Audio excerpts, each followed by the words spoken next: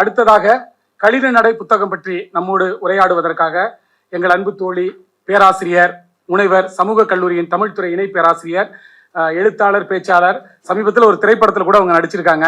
ஒரு தகவலுக்காக, இது இயக்குனருக்காக சொல்ல, பொதுவான ஒரு தகவலுக்காக சொல்றேன்.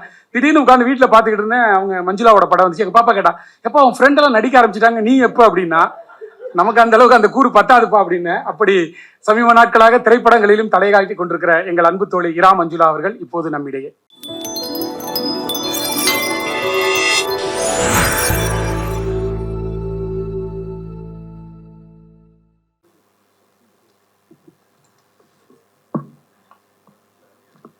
சித்திரச் சோலைகளே, உமை நன்கு திருத்த இப்பாரினிலே முன்னர் எத்தனை தோழர்கள் ரத்தம் சொரிந்தனரோ உங்கள் வேரினிலே என்கின்ற புரட்சி கவி பாரதிதாசனுடைய வரிகளை சொல்லி இன்றைய உழைப்பாளர் தினத்துக்கான வாழ்த்துக்களை சொல்லி என்னுடைய உரையை தொடங்குகின்றேன்.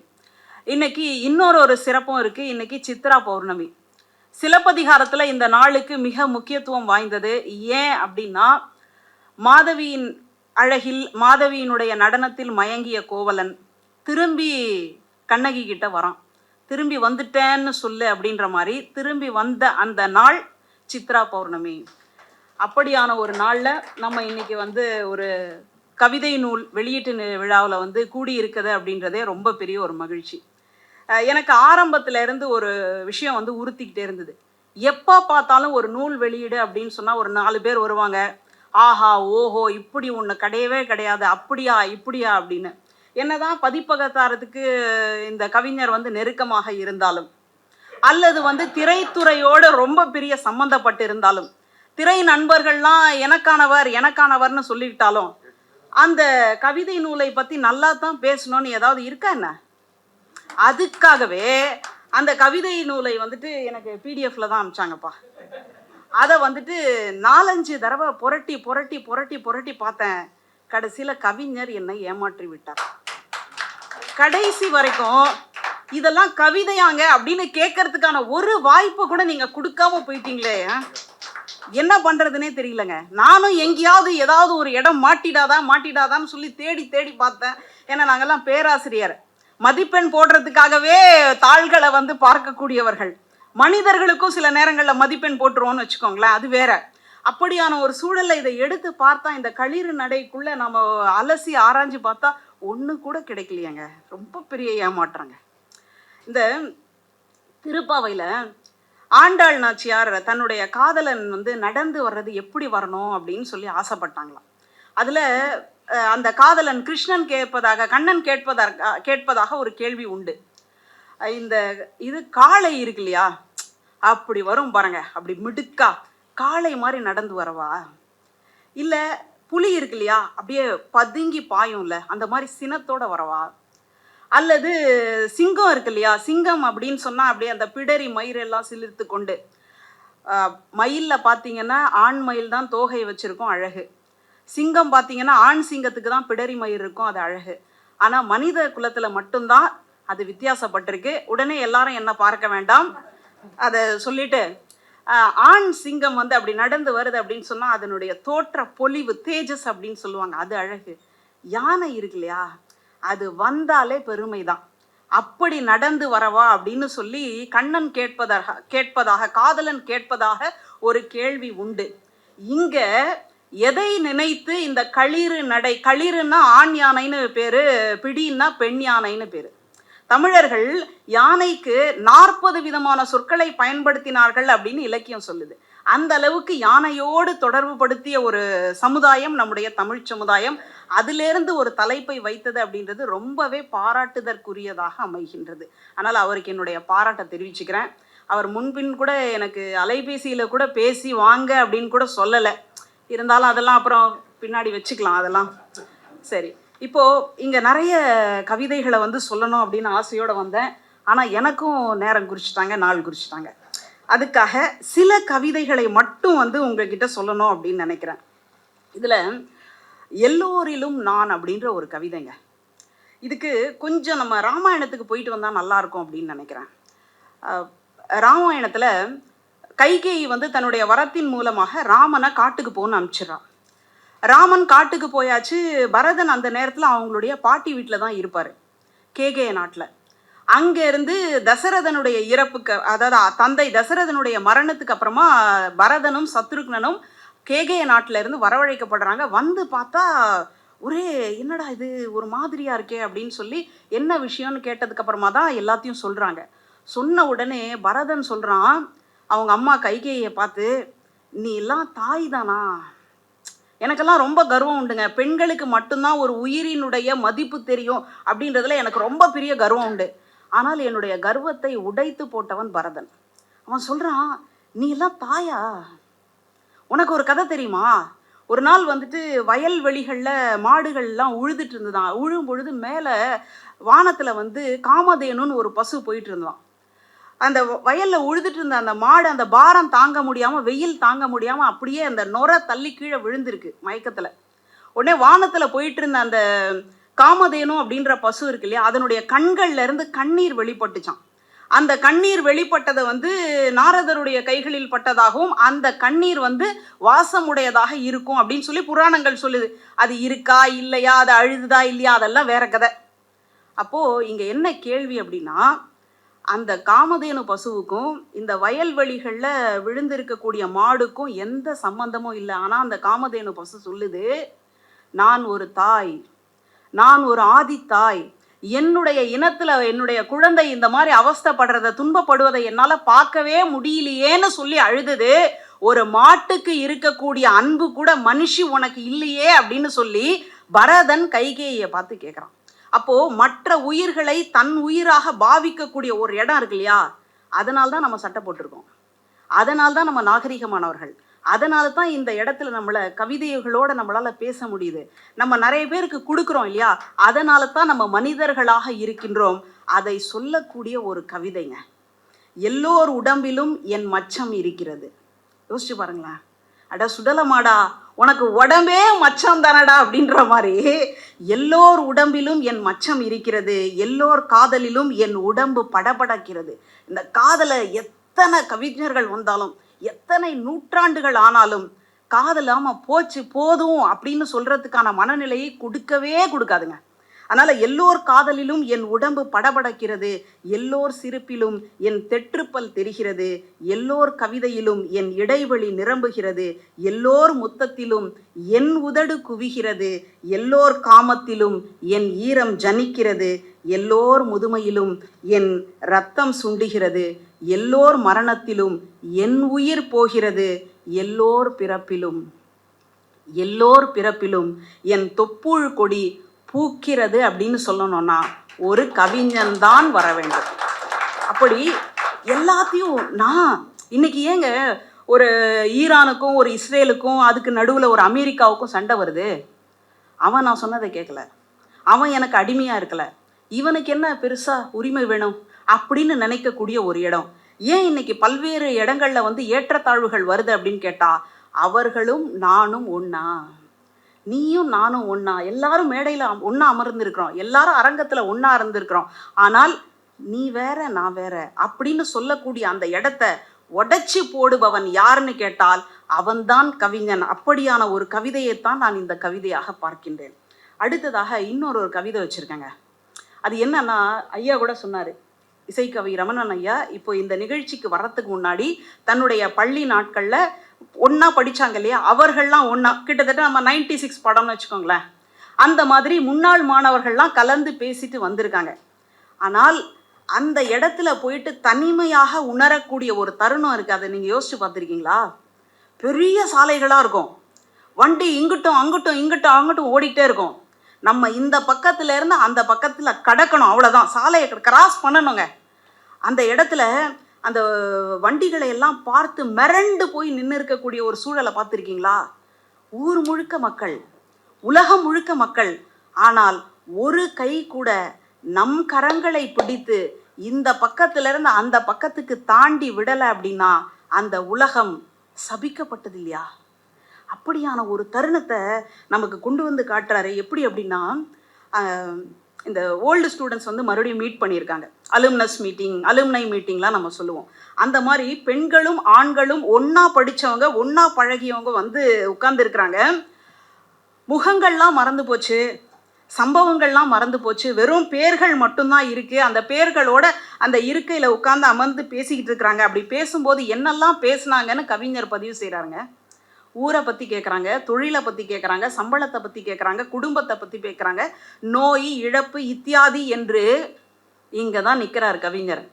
சம்பிரதாயமாக பேசிக்கொண்டார்கள். அங்கே உயிரே இல்லைங்க.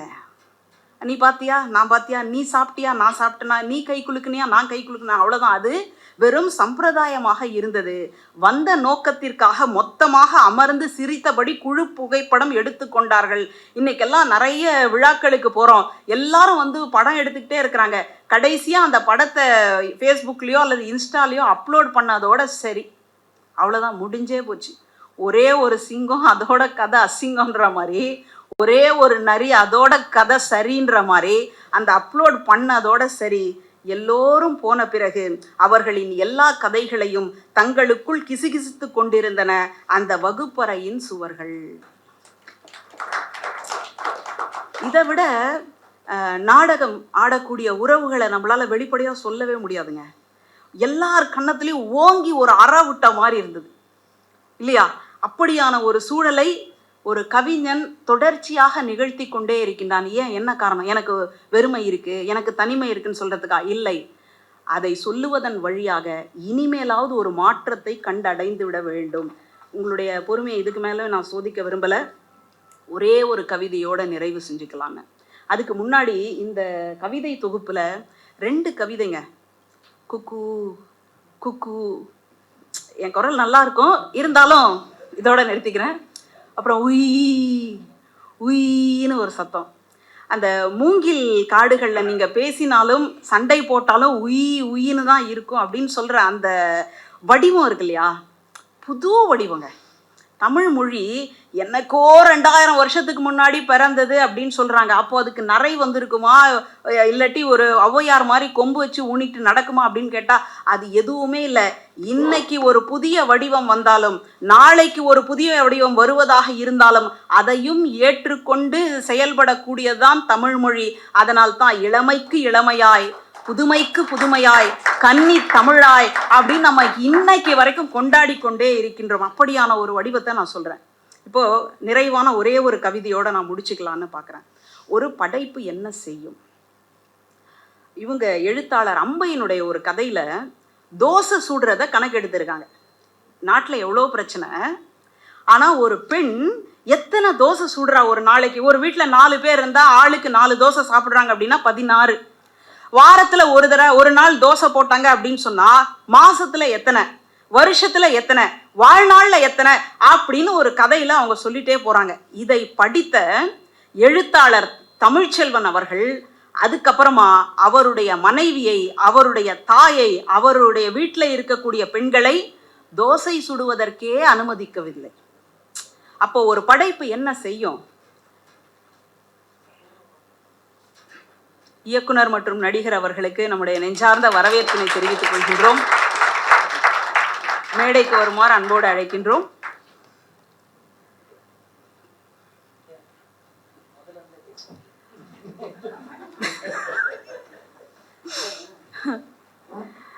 இயக்குனர் அவர்களுடைய பரிசு பொருள் கூட அவ்வளோ வித்தியாசமா இருக்கும். ஏன்னா அவங்க கொடுத்த அந்த கடிகாரம் எங்களுடைய கல்லூரி தோழியினுடைய அந்த வகுப்பறைக்குள்ள மாட்டியிருப்பாங்க. அதில் 24 மணி நேரம் போட்டிருக்கோம். அது எப்படி கண்டுபிடிக்கிறதுன்னு இதுவரைக்கும் நாங்கள் கண்டுபிடிக்கவே இல்லை. அதனால் அந்த ஒரு அறியாமையோடு இருக்கிறோம் அப்படின்றத பதிவு செஞ்சுக்கிட்டு இப்போ நம்ம மறுபடியும் கவிதைக்குள்ளே போயிடலாம். ஒரு படைப்பு என்ன செய்ய முடியும்? ஒரு பால் காய்ச்ச முடியாமல் 2 ஆண்கள்ங்க, ஒரு பால் காய்ச்ச முடியாமல் கடைசி வரைக்கும் அப்படியே அந்த இரவு போய் அந்த இரவில் படுத்து எழுந்துட்டு காலையில் வந்து இன்னொரு கவிஞர் வந்து பார்க்குறார். பார்த்தா பக்கத்தில் ஒரு தாள் இருக்குது. அந்த தாளில் எழுதியிருக்கிறாங்க. என்னன்னு கேட்டால், பெண்மை வாழ்க என்று கூத்திடுவோமடா, பெண்மை வெல்க என்று கூத்திடுவோமடா அப்படின்னு. அதுக்கப்புறம் அந்த வந்த கவிஞர் வேற யாரும் கிடையாது, பாரதிதாசன். பாரதியாரை பார்த்து கேட்குறாரு, கடைசி வரைக்கும் என்னால் இந்த அடுப்பை எப்படி மூட்டுவதுன்னே எனக்கு தெரியல, பெண்கள் இந்த அடுப்போடு எப்படி அல்லாடிக்கிட்டு இருக்கிறாங்க அப்படின்னு சொல்லி அந்த இடத்துல வந்து நம்ம சொல்கிறாங்க. அப்படியான வெளிப்பட்ட படைப்புகளை நம்ம பார்க்குறோம். இங்கே ஒரு கவிதை அல்லது ஒரு படைப்பு என்ன செய்ய முடியும் அப்படின்னு சொல்லிட்டு வர்றார். ஒரு கூத்தாடி மேடையில் ஐயா வச்சுக்கிட்டு சொல்லக்கூடாது, இருந்தாலும் கவிதையில் இருக்கிறதுனால நான் சொல்லிட்டேன். ஒரு கூத்தாடி, ஒரு புலம்பல்காரன், ஒரு தழுக்கு மினிக்கி, ஒரு கிறுக்கன், ஒரு பிழைக்க தெரியாதவன். இவங்களுக்கு நல்ல பேர் இருக்குங்க. ஆனால் நம்ம வச்ச பேரை தான் இப்போது கவிஞர் எழுதினதாக நான் சொன்னேன். இந்த கூத்தாடி அப்படின்னு வேற யாரும் கிடையாது, ஒரு கலைஞன். புலம்பல்காரன் வேற யாரும் கிடையாது, ஒரு கதை சொல்லி. தலுக்கி மினிக்கி அப்படின்றது வேற யாரும் கிடையாது, ஒரு ஆட்டக்காரி. கிறுக்கன் அப்படின்றது வேற யாரும் கிடையாது, ஒரு கவிஞன். பிழைக்க தெரியாதவன் யார் தெரியுமா? ஒரு ஓவியன். இவங்க எல்லாரையும் நம்ம பார்த்தோம்னா நமக்கு மனசுக்குள்ள ஒரு கொலை வெறி வரும் பாருங்க. நம்மெல்லாம் வெற்றியை எதை வைத்து தீர்மானிக்கிறோம்னு சொன்னா பொருளாதாரத்தை வச்சுதான் தீர்மானிக்கிறோம். இவங்க கிட்ட ஆடிக்கார் இருக்கா, இவங்க 4 அடுக்குல வீடு கட்டியிருக்காங்களா, இவங்க பெண்ணுக்கு எவ்வளோ 100 சவரம் போட்டு கல்யாணம் பண்ணாங்களா, இப்படின்னு பொருளாதாரத்தை வச்சுவே நம்ம வெற்றியை தீர்மானிக்கிறோம் இல்லையா? ஆனால் கவிதை என்பது, ஒரு படைப்பு என்பது, ஒரு கலைஞன் என்பவன் என்ன செய்வான் அப்படின்றத காட்டுறாங்க. வழித்துணைன்னு நான் பிச்சமூர்த்தியினுடைய கவிதையை நீங்க படிச்சிருக்கலாம். அதுல அந்த கலைஞன் ஒரு தச்சன் இருப்பான், ஒரு குயவன் இருப்பான். அந்த தச்சன் ஒரு கைக்கோலை பண்ணிக்கிட்டு இருக்கிறான், ஒரு குயவன் சரமாரியாக பானைகளை அடுக்கி தள்ளுறான். அந்த பானைகளே அவனை பார்த்து கேள்வி கேட்குது, அட பாவி, நீ எல்லாம் ஒரு பானை கலைஞனா, என்ன எப்படி பண்ணி வச்சிருக்க பாரு, இதுக்கு பார்த்தா பன்றி செவி மாதிரி இருக்கு, பன்றி கண் வச்ச மாதிரி இருக்கு, இதுக்கு பார்த்தா தொன்னை காது வச்ச மாதிரி இருக்கு, இதுக்கு பார்த்தா அப்படியே அந்த ஏற்றசால் வயிறா இருக்கே, நீ எல்லாம் ஒரு கலைஞனடான்னு அந்த பானையே அவனை பார்த்து கேள்வி கேட்பதாக அதை அமைஞ்சிக்கிட்டே போகுது. ஆனா தச்சன் எப்படி இருக்கிறான் அப்படின்னு கேட்டா, வீடு காடாச்சு, காடு மேடாச்சு, வந்த மனைவியும் பூவும் பொட்டோட போய் சேர்ந்துட்டா, ஆனாலும் அவன் கைக்கோலை செய்து முடிக்கவே இல்லை அப்படின்னு வழித்துணையில கவிஞர் எடுத்துக்கிட்டே கடைசியா எங்க கொண்டு நிறுத்துறாருன்னா, இப்போ ஊர்ல இருக்கிறவனுக்கெல்லாம் வயசாகி அதுக்கப்புறம் இளைஞன் இப்படின்னு நிறைய பேர் ஊரை பூமியை விட்டு போயிட்டாங்க. ஆனால் இந்த தச்சன் இருக்கிறான் இல்லையா, கைக்கோலை செய்யணும்னு, அந்த தச்சனுக்கு மட்டும் இறப்பே வரல அப்படின்றத ரொம்ப வைத்தெரிச்சலோட சொல்றான். யாரு? இந்த குயவன். அவன் சொல்றான், இவனுக்கு மட்டும் வயசே ஆகலையே, இவனுக்கு மட்டும் நரை வரலையே, இவனுக்கு மட்டும் முகத்துல சுருக்கம் ஏற்படலையே அப்படின்னு. தமிழ் படிச்சா இது எதுவுமே வராதுங்க. உடனே எல்லாரும் என்னை பார்த்துக்கிறீங்க இல்லையா? நான் தமிழ் தாங்க படித்தேன், தமிழில் தான் முனைவர் பட்டம். அதனால் தமிழுக்கு அந்த ஒரு தன்மை உண்டு அப்படின்றத இந்த இடத்துல பதிவு செஞ்சுக்கிட்டு, இந்த தச்சனுக்கு மட்டும் இது எல்லாமே வரலையே அப்படின்னு கேட்டா, வழித்துணையில் கவிஞர் சொல்கிறாரு, அவனுக்கு மட்டும் காலம் கமலாசனமிட்டு அமர்ந்து விட்டது. பத்மாசனத்தை போட்டு அந்த காலம் அவன்கிட்டயே உட்கார்ந்துருச்சான், அதுக்கு மேலே ஏறவும் இல்லை இறங்கவும் இல்லை. அதுதான் ஒரு படைப்பாளியினுடைய தன்மை. அதை கவிஞர் என். குமார் இங்கே கொண்டு சேர்க்கிறாரு. அதனால் நீங்கள் ஒரு கலைஞனை, ஒரு ஓவியனை, ஒரு ஆட்டக்காரியை நடன மாதை நீங்கள் பார்க்கும் பொழுது நீங்கள் கையில் வச்சுருப்பீங்க இல்லையா, அவங்க மேலே வீசுவதற்காக கற்கள், அது நீங்கள் வாயால் அவங்கள அவதூறு பேசணும்னு வச்சுருப்பீங்க இல்லையா, அந்த சொற்கள், அது எல்லாமே நீங்கள் கையில் வச்சுக்கோங்க, வாயில் வச்சுக்கோங்க. ஆனால் ஒன்றே ஒன்று மட்டும் பண்ணுங்க. என்ன பண்ணலாம் அப்படின்னு கேட்டால், அந்த கலைஞருக்கு இருக்காங்க இல்லையா, அவங்களுடைய கண்களை மட்டும் பாருங்க. இன்னைக்கு நிறைய பேர் கண்ணை பார்த்து பேசுறதே இல்லைங்க. இன்னைக்கு நிறைய பேர் பேசுறதுக்கு பயந்துக்கிட்டே, குறிப்பாக கணவன்மார்கள் மெசேஜாக தட்டி விட்டுறாங்க. டார்லிங், இந்த டார்லிங்கிற வார்த்தையுடைய முழு ஆக்கம் நீங்கள் தெரிஞ்சுக்கணும். Dear, always, remember, love is not game. அதான் DARLING. அதனால அவங்க அப்படி வார்த்தைகளை ஒரு அலைபேசி வழியாக கடத்திடுறாங்க. ஆனால் கவிஞர் சொல்றாரு, கண்ணோடு கண், கண்ணோடு கண்ணினை நோக்கொக்கின் வாய்ச்சொற்கள் என்ன பயனும் இல்லை. கண்ணும் பேசினதுக்கு அப்புறமா வாயால பேச வேண்டிய அர்த்தம் என்ன இருக்கு அப்படின்னு கேட்கிறாரு. அதனால அந்த கண்களை மட்டும் பாருங்க. அந்த கண்களை பார்த்தா உங்களுக்கு தெரியும் என்ன தெரியும். நம்ம எவ்வளவோ கவலையோட ஒரு படத்துல போய் உட்கார்ந்துருப்போம். எத்தனை படங்கள், அவருடைய படங்களை பார்த்து நம்ம விழுந்து விழுந்து சிரிச்சிருக்கோம். எத்தனை கலை நம்மளை வேற ஒரு இடத்துக்கு, ஒரு பரவச பொழுதுகளில் நம்மளை கொண்டு போய் ஆழ்த்திருக்கு. எத்தனை இடங்கள்ல அந்த கரன்னு அவர் பேசி அந்த வசனத்தை நம்ம இன்னைக்கு வரைக்கும் ஞாபகத்துல வச்சிருப்போம். அப்படி ஒரு கலைஞன் நமக்குள்ள இருக்கக்கூடிய வெறுமையை தோண்டி எடுத்துடுறான். அவன் என்ன கொடுக்குறான் அப்படின்னு கேட்டா, பசியாற்ற தன்னையே உலுக்கி தரான். அப்படி உலுக்கும் பொழுது கனிகளாக கொடுக்குறான். அந்த கனி நம்முடைய நாக்குக்கும் கிடைக்கலாம், அல்லது இந்த மண்ணுக்கும் கிடைக்கலாம் அப்படின்னு ஒரு படைப்பை எப்படி கொண்டாட வேண்டும் அப்படின்னு சொல்லிக் கொடுக்கக்கூடிய ஒரு படைப்பாகத்தான் நான் பார்க்கின்றேன். கடைசியா இப்படி முடிக்கிறாரு, உங்களால் ஏற்பட்ட இழப்புகளை ஈடுகட்ட எதையோ உண்டு பண்ணுகிறார்கள். உங்களை ஒரு கொண்டாட்டத்திற்கு தயாராக்கிவிட்டு அவர்கள் காணாமல் போகிறார்கள். எத்தனை படங்களை நம்ம பார்க்குறோம், அந்த படத்தில் நடித்தவர்களை, எத்தனை ஓவியங்களை நம்ம பார்க்குறோம், அந்த ஓவியத்தை தீட்டியவர்களை நம்ம அதுக்கப்புறமா நினச்சி பார்க்குறோமா? அவங்க எங்கேயோ காணாமல் போயிடுறாங்க. ஆனால் நம்முடைய கொண்டாட்டம் மட்டும் நிலைச்சிருக்கு. தெரிகிறதா உங்கள் கண்களுக்கு அப்படின்னு சொல்லி ஒரு படைப்புக்குள் இருக்கக்கூடிய அத்தனை ரகசியத்தையும் ரொம்ப அழகா நமக்கு எடுத்து சொல்றாங்க.